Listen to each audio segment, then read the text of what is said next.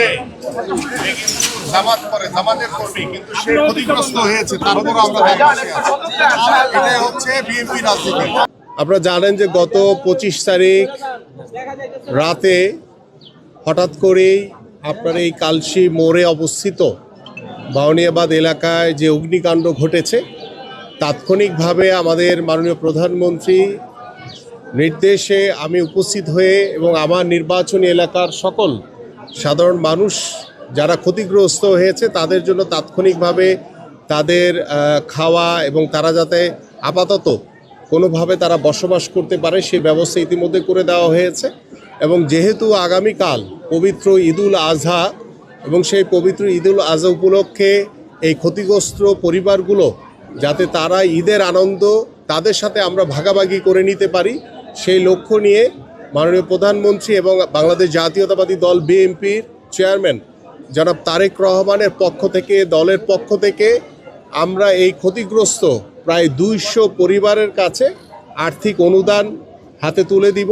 পাশাপাশি আগামীকালকে যে পবিত্র ঈদুল আজহা, সেই ঈদুল আজহার আনন্দ যাতে আমরা ভাগাভাগি করে নিতে পারি এবং তাদের জন্য আমরা সেই 25 তারিখ রাত থেকে প্রতি বেলায় আমাদের পক্ষ থেকে, দলের পক্ষ থেকে আমাদের তাদের খাওয়া দাওয়ার জন্য সার্বিকভাবে প্রতি বেলায় আমরা ব্যবস্থা নিয়েছি এবং আগামীকালকে যাতে ইনশাআল্লাহ পবিত্র ঈদুল আজহা উপলক্ষে তারা যাতে ঈদের আনন্দ আমাদের সাথে ভাগাভাগি করে নিতে পারে, সেই জন্য আমরা একটি গরু এবং তাদেরকে সুন্দরভাবে মানে পোলাও মাংস দিয়ে যাতে তারা ঈদটা উদযাপন করতে পারে সে ব্যবস্থা আমরা ইতিমধ্যে নিয়েছি।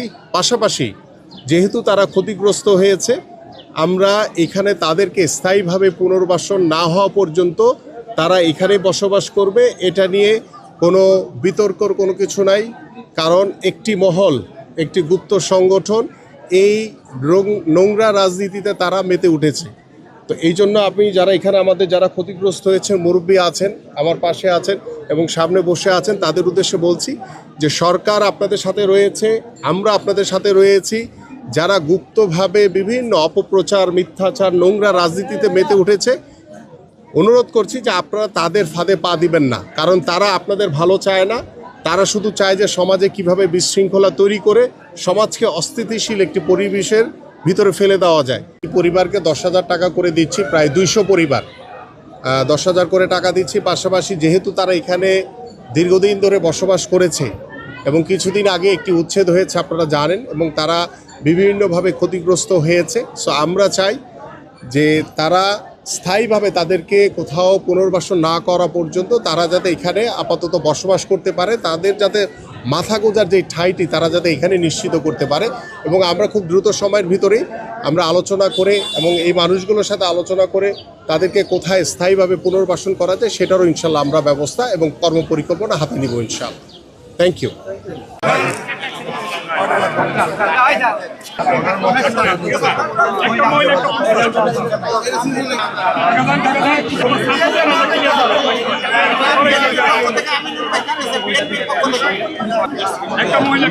মহিলাগুলো আগে দিয়ে দাও।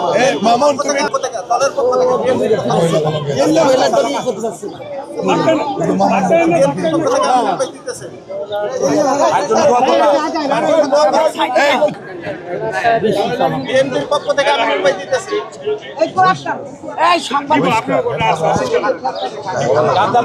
সবাই পাবেন। বিএনপির পক্ষ থেকে আমিনুল ভাই দিতেছে।